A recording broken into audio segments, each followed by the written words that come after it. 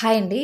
శ్రీముఖలింగం ఊరిలో స్కూల్కి దగ్గరగా ఈ శివాలయం ఉంటుందండి. ఈ శివాలయం సోమేశ్వర స్వామి ఆలయం అంటారు. ఈ గుడి విశిష్టత అక్కడ ఉన్న అర్చకుల మాటల్లో.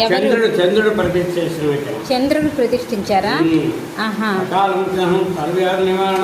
సోమేశ్వర పావతీర్థం పావనం శుభం ఆరోగ్యశ్వర్యారోగ్యాభిద్రసు ఉన్నతోద్యోగ ప్రమోషణం ప్రసిద్రసు దీర్ఘ సమంగళేవ మనావాంచ ఫల ప్రసిద్రసు.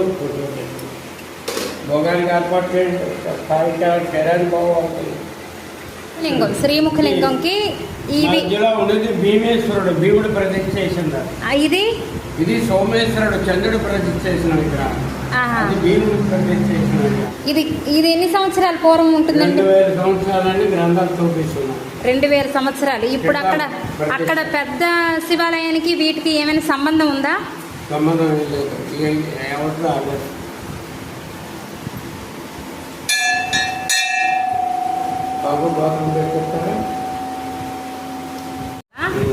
సాలగ్రామాలు ఇవి ఎక్కడైనా నదుల్లో దొరికాయా ఏంటి? ఎక్కడ దొరికాయి ఇవి?